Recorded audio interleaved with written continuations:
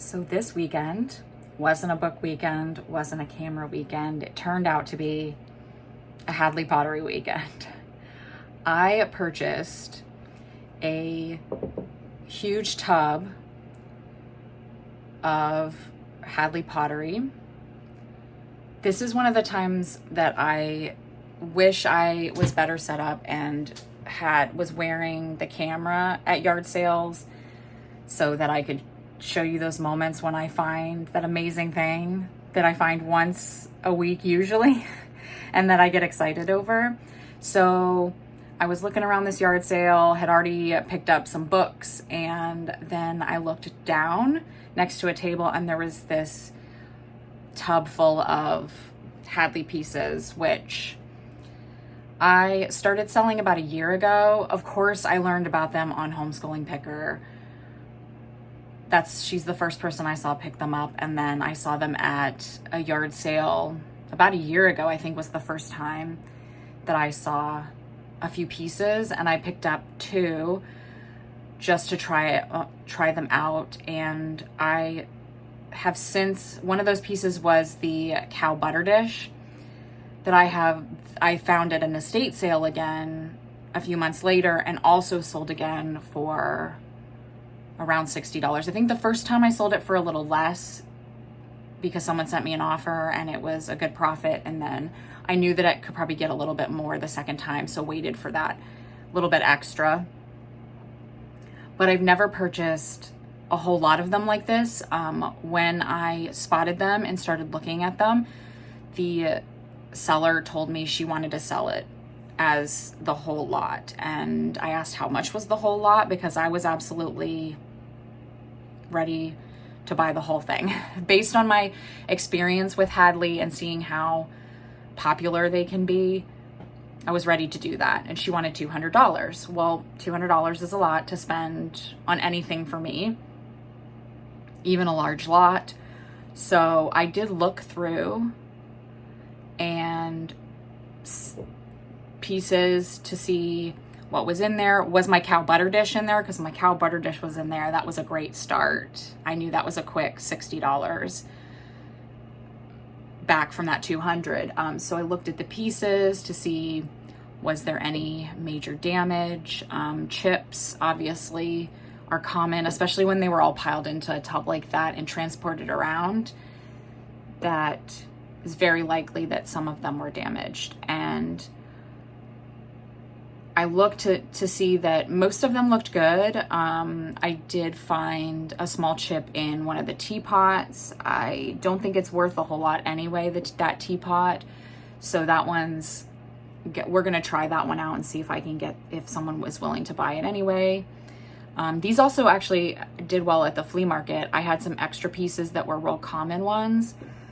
Once I sold off a bunch from the estate sale I got last year, I took the rest to the flea market and someone bought them almost immediately, one of the other vendors.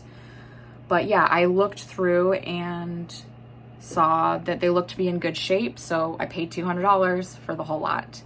Now, I knew I immediately wanted to, once I got them back here, go through them and try to find some unique pieces that would sell quickly and for good money to give me my money back. So for instance, I actually forgot to pull this one over here. This one's in the storage area. I'd never seen a clock before. Again, not an expert, so I haven't seen every piece ever, but the cow stuff's pretty familiar. The horse stuff I've seen in the experience I've had. So anything that looks a little different, like this ship with a clock, it's interesting. So, unfortunately, as you can see, there's only one hand. So it's lost the other hand somewhere. The back is personalized. I don't think that would matter. It says June 1989. I don't think that would matter too much because if you wanted to hang this, you wouldn't see the personalization, but the hand does actually matter. So when I looked this up, I had to go to WorthPoint, and I did find one of these, and it was over $100. Sold a few years ago. So there was one of these. So unfortunately, I don't think, if it had the other hand, it would be an easy $100, I believe, because it is, I think, hard to find. So I've put it up for 50. It's already got a watcher. So maybe someone will buy it and just display it because they like it. Maybe they know how to fix it. So that'd be great. I went through and saw some things that looked rare, comped them like that clock to see what they go for, and definitely had some stuff that looked rare. The first piece that sold almost immediately, I listed it quickly because it's a small little plate, tiny little like coaster or trinket is how the keywords I used, has watermelon on it, and it looked like the last one sold for $35. So I put mine up for 30 and it sold almost immediately. So I should have put it at 35. I have learned my lesson. I'm now adding a little bit extra when I list some of these, just to see if I'm undervaluing them. And then I just listed this piece yesterday.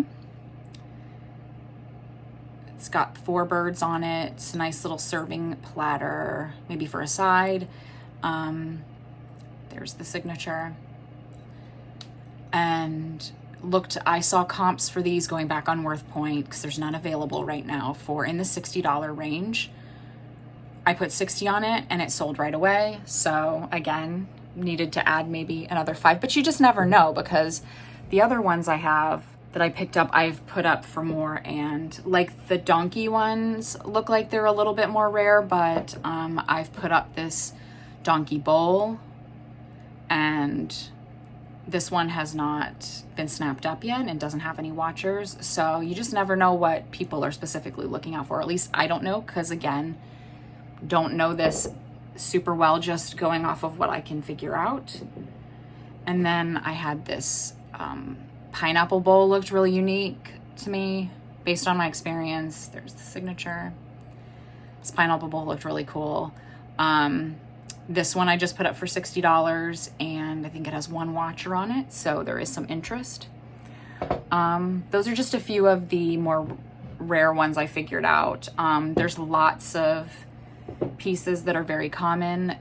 This is like toothbrush holder horse, and looks like there's a few available and it sells occasionally, so not as great a sell-through rate, maybe just more common or not as desirable. So this one I've listed for $25, and it may or may not sell, but it may, and just bring me a little bit more. But I think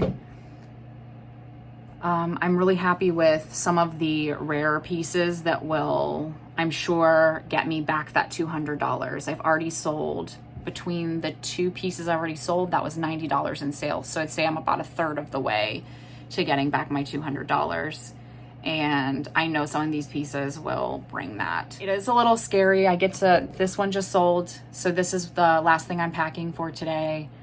And it is a little bit nerve-wracking, though. It's nice that this is like 1 piece and it's not super large, so I can just wrap it.